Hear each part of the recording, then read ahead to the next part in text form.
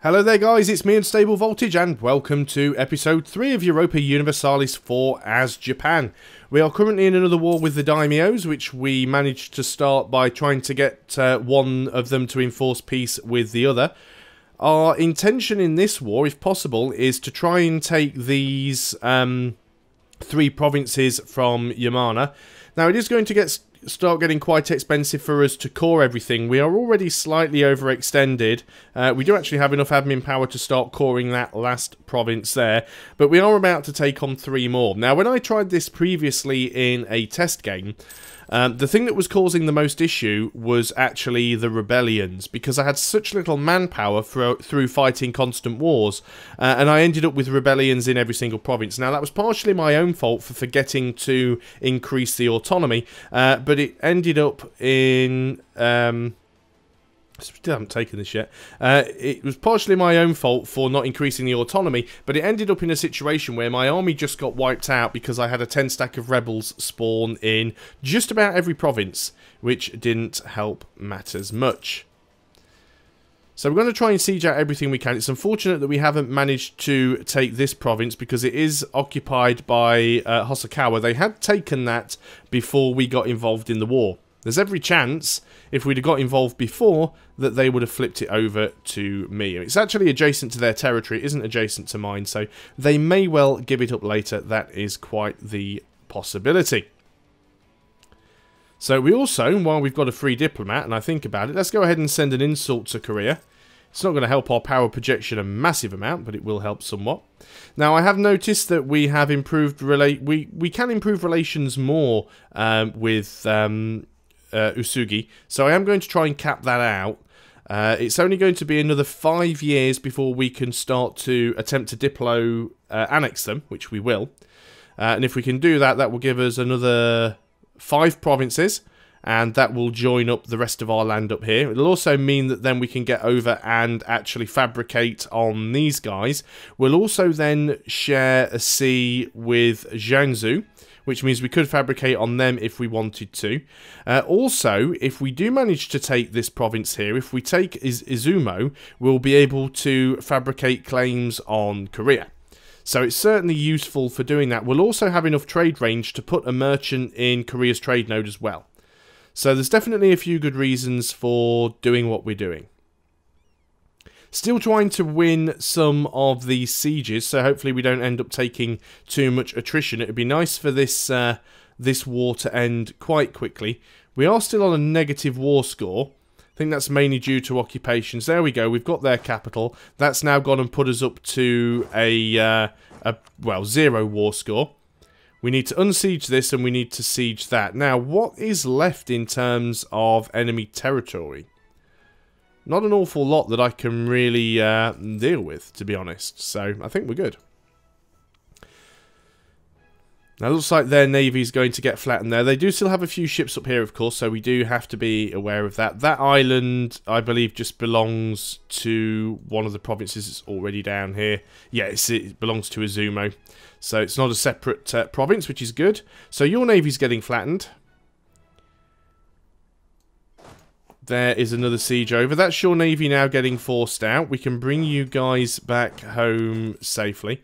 Now, if you're playing as Japan, always keep your eye on your treasury. If it suddenly seems that your money is going down, just double check your force limit and make sure that the force limit hasn't dropped, because that is certainly something that can catch you out. We're already up to 48% war score because we've done this. Now, we're not necessarily too bothered about keeping all of the daimyos as our vassals, because it's easier to break the vassalization and take them over militaristically than it is to try and take them over diplomatically. Now, hopefully this guy doesn't have any... Well, he doesn't have any neighbours, so he shouldn't actually be able to declare war on any of the other daimyos, because I think they only get CBs against their neighbours. He'll have a CB against me. So he's got the War for the Emperor CB, so all of the daimyos get the War for the Emperor CB on Japan.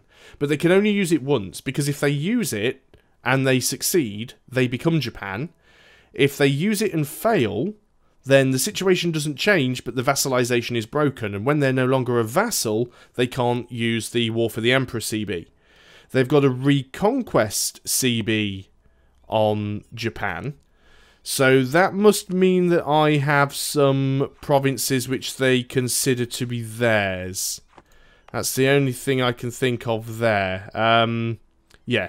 Usugi considers this one of her core provinces. So they have a Reconquest CB against me because I hold one of their cores. They have the War for the Emperor CB against me because I am the Emperor.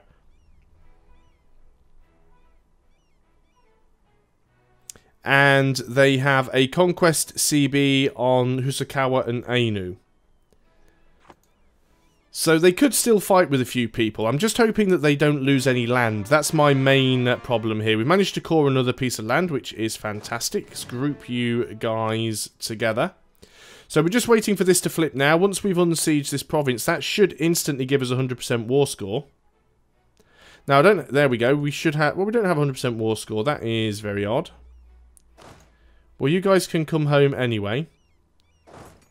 Is there some random province that I haven't spotted?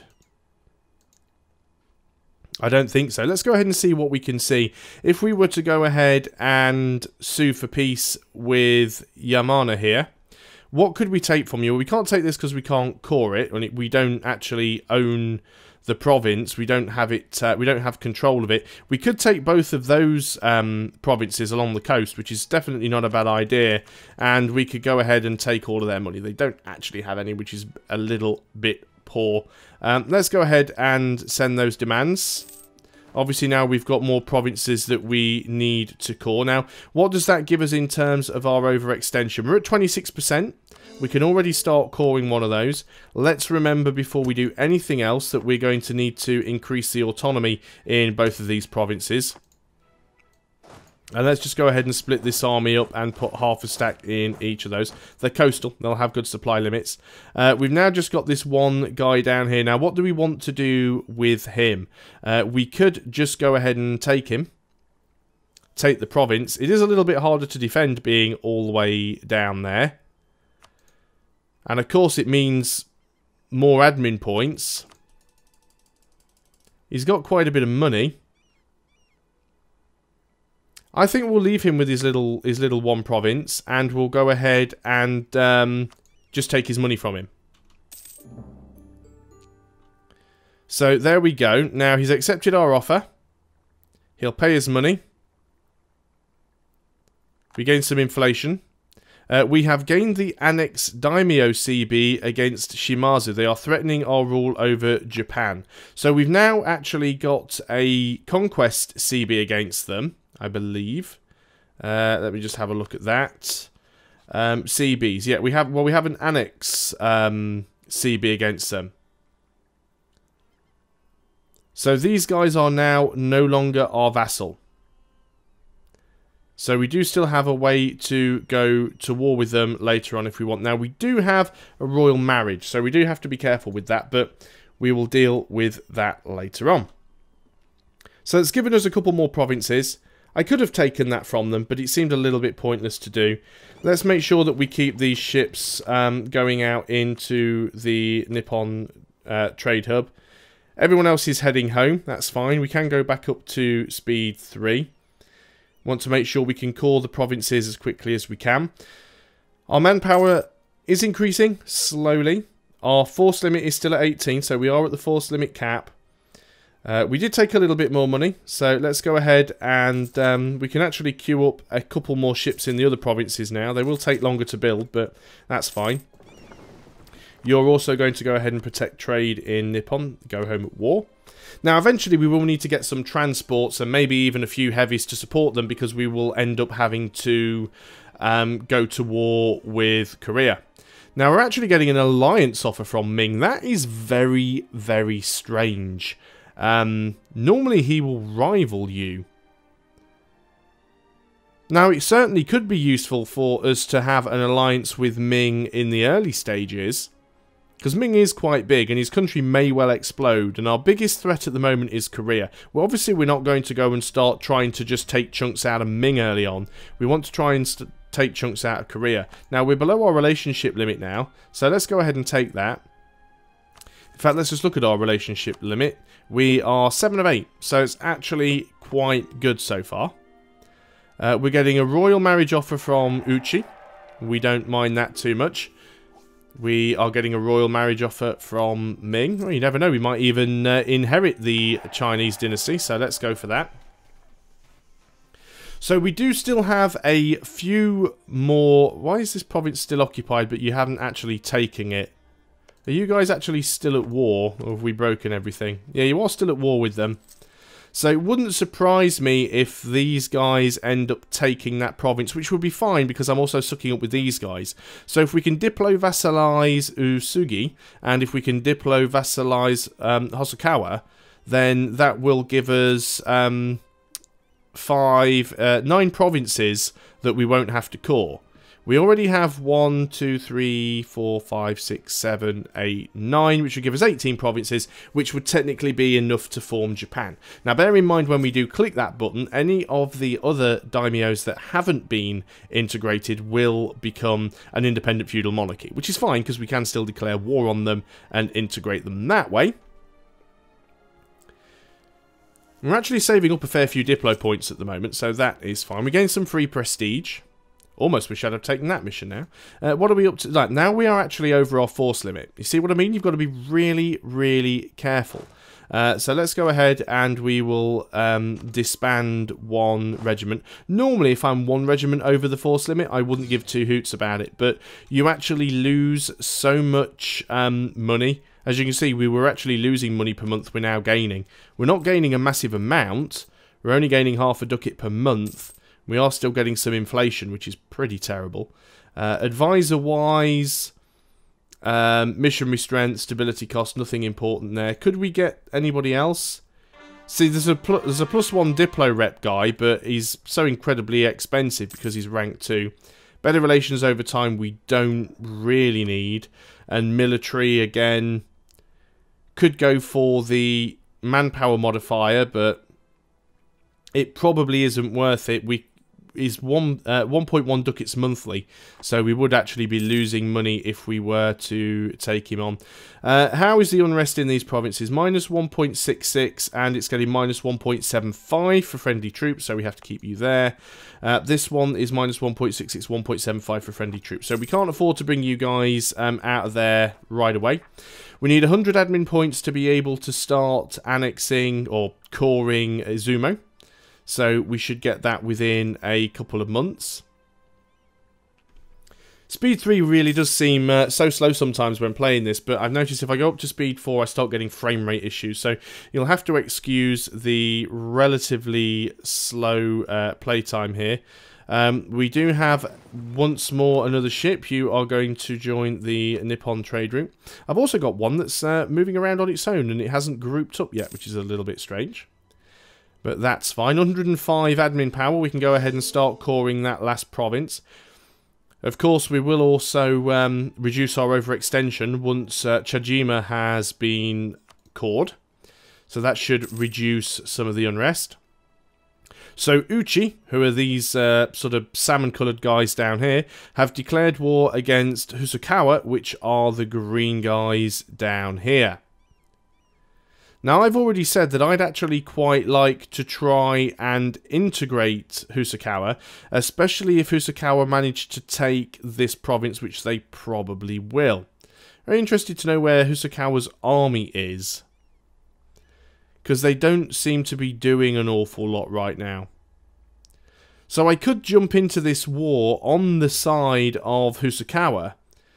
Now, that would mean that Uchi would end up breaking free and no longer being a vassal.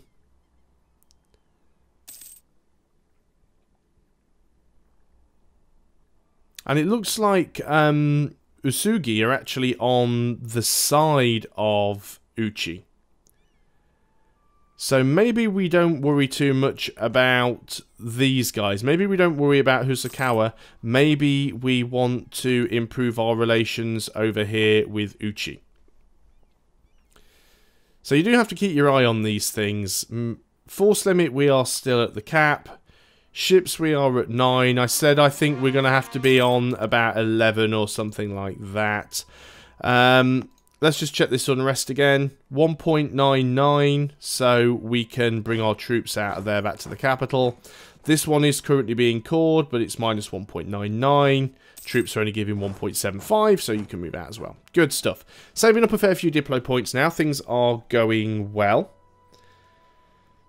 Still that one random trade ship, which... Are you even in the right flipping node? Did I tell you to go to the wrong place?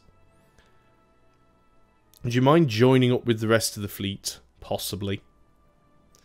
So there's all of our army. And they should be fine in that province. Just make sure as well that I haven't taken on any additional forts. Most of the daimyos don't have forts, but of course they could potentially build one. Most of them have a fair bit of money. So always just double check and make sure you haven't taken on any forts that you haven't noticed. So yeah, I think I'm quite happy to let that war go on now. Of course, this would mean that Uchi here would potentially gain... there we go, we've got our mission. This would potentially mean that Uchi would then have 1, 2, 3, 4, 5, 6, 7, 8 provinces. Still not enough for me to get a CB on them, but I don't think that matters too much. So, conquer Okinawa. Now, that is something that we'd actually like to do. Or the rival of our rival, which is to get Jianzhu's opinion of us to at least 100. That'll give us some Diplo power. That's not a bad thing to do. We will... Well, we don't have a free diplomat at the moment, but we will get one at some point. Zhenzhou, where are you? Wow, is that all that's left of you? Yeah. Well, we'll try and improve relations, but I think there's every chance that those guys are going to be completely obliterated into nothingness before I ever get up to 100. Well, we'll see what happens. But yeah, we could have taken Okinawa. The problem is we would definitely need ships to get down there, and it's a bit of a pain in the arse province to reach. Now, another good thing that you can do as Japan is you can take expansion ideas and you can go ahead down here and start to colonize some of the area down towards Indonesia. And you can also later on sort of move to the east and start to colonize the eastern coast of America. So there's some interesting stuff that you can actually do. Of course, we could, if we wanted to, go up here. We could start fabricating claims if we wanted to on Ainu. Once again, remember, it will cost us administrative points if we want to be able to core any of that land. And again, we will start getting behind in terms of tech. These guys are already... Well, Tech 3, we're on Tech 3, so nobody's actually managed to tech up yet. So it's not too bad at this point.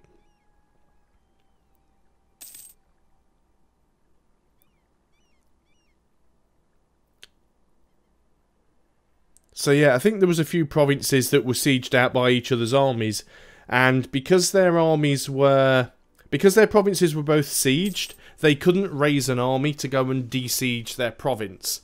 So both sides had their provinces sieged and were in a stalemate where they were unable to do anything. That's why these two provinces were sieged and nothing was going on. So I'm just going to let that war tick because I think it'll be fine. And remember, we're aiming to get up to November 1454, which isn't all that far away now. It's only a couple of years, and then we will make Usugi our first target, simply because it will unite all of our territory up here, and also it'll give us, well, we've already got direct access to this strait crossing, of course, because they're our vassal. We can move through their territory, but it will make it all one nice big continuous run of land, and then we'll worry about dealing with some of the miners later on. Give ourselves a little bit of a break from having to spend administrative points. Why spend the admin points annexing the daimyos when you can use your diplo points and then save your admin points for the other guys who you can't do diplomatically? That's not to say, of course, that this is a bad method of doing it. I mean, think about it. If we were only taking provinces using the diplomatic annexation method that you're supposed to do as Japan, we'd still have 3 provinces. So this is definitely a much quicker way of doing it. We can gain 50% tax modifier for a year, or we can gain 8.4 ducats. Well, how much do we make in tax? I'm guessing that's per month. So 2.8 times 12 is going to be around about 32 ducats. Half of 32 ducats would be 16, and 16 is much better than 8. So 50% extra tax should make us more money. Yeah, because now we're making 4.21. So that's much better.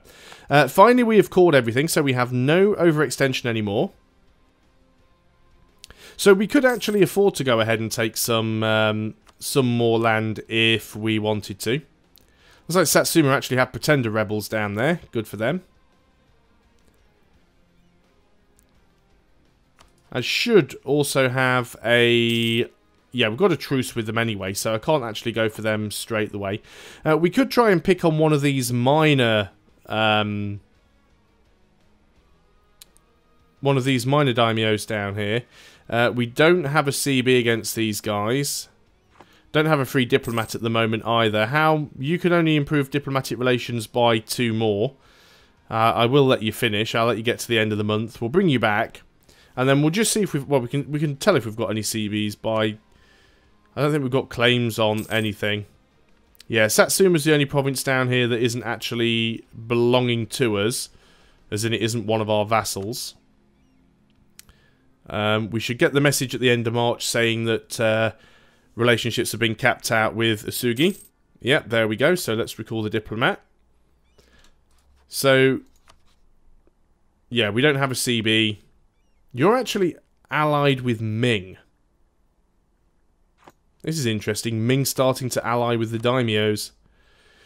So now the other thing you'll notice is if you directly declare war on any of the daimyos, even if you get a CB on them, they all have this complex network of various different relationships. So sometimes attacking them directly isn't always the best thing to do.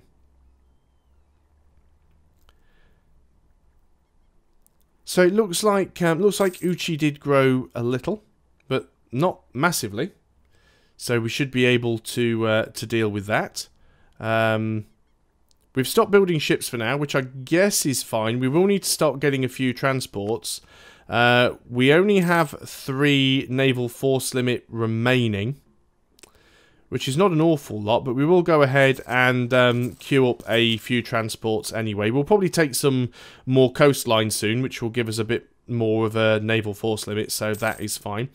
But we are over the 20-minute mark, so I'm going to end the video there. Thanks a lot for watching, guys. I hope you are still enjoying EU4 as Japan, and I will see you guys in the next video. Until then, goodbye for now.